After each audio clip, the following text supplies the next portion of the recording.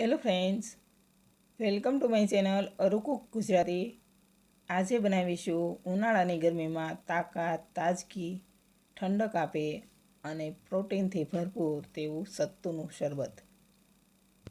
તો આ શરબત ઉનાળામાં બનાવી અને ખાસ પીવા જેવું છે. હેલ્થ માટે ખૂબ જ સારું છે. આપણે ઘણા બધા કોલ્ડ ડ્રિંક્સ, ઠંડા, આઈસ્ક્રીમ વગેરે ખાતા જ હોઈએ છીએ, પણ આ શરબત જરૂર બનાવીને પીવું. બીમાર હોય તેમને પણ આપણે આ શરબત આપી શકીએ છીએ. હેલ્થ માટે ખૂબ જ સારું છે. તો ચાલો બનાવી લઈએ. ફ્રેન્ડ્સ, જો તમને મારી રેસીપીના વિડીયો જોવા ગમતા હોય તો વિડીયોને લાઈક અને વધુને વધુ શેર કરજો. ચેનલ સબસ્ક્રાઈબ ન કરી હોય તો સબસ્ક્રાઈબ કરી દેજો. અને જો તમે ફેસબુક પેજ પરથી વિડીયો જોઈ રહ્યા હોય તો મારા પેજને ફોલો કરજો. તો સત્તુનું શરબત બનાવવા માટે મેં સત્તુ પાવડર લીધો છે. આ પાવડર તમને કોઈ પણ કરિયાણા સ્ટોર પર એકદમ સરળતાથી મળી જાય છે. આ પાવડર શેકેલા ચણામાંથી બનેલો હોય છે. જો તમારે તૈયાર બહારથી ન લેવું હોય તો તમે શેકેલા ચણામાંથી ઘરે પણ બનાવી શકો છો.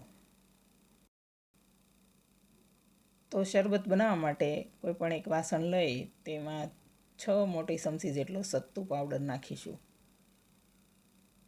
હવે તેમાં 1 મોટી ચમચી ઝીણા કાપેલા લીલા ધાણા,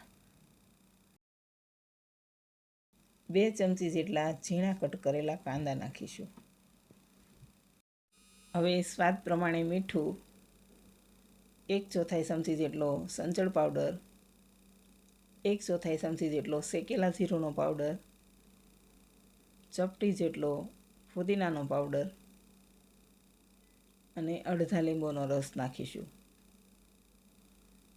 હવે અડધા ગ્લાસ જેટલું પાણી નાખીશું અને તેને વિસ્કરની મદદથી એકદમ સરસ મિક્સ કરી લઈએ.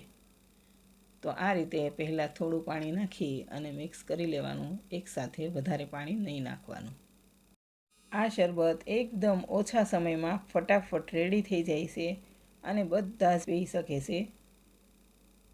તો આ રીતે એકવાર થોડું પાણી નાખી અને બધું જ બરાબર મિક્સ થઈ જાય પછી તેમાં હજુ બીજું 1.5 ગ્લાસ જેટલું પાણી નાખીશું અને તેને પણ બરાબર મિક્સ કરી લઈએ.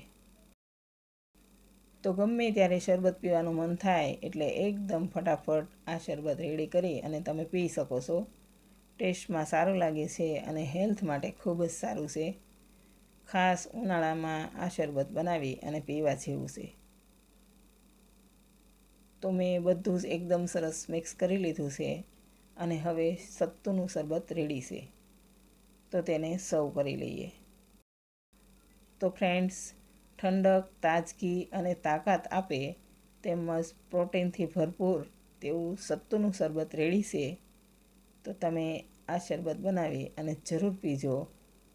હેલ્થ માટે સારું છે, ટેસ્ટમાં પણ સારું લાગે છે. અને જો વિડીયો પસંદ આવે તો વિડીયોને લાઈક, શેર અને ચેનલને સબસ્ક્રાઈબ કરજો. Thanks for watching.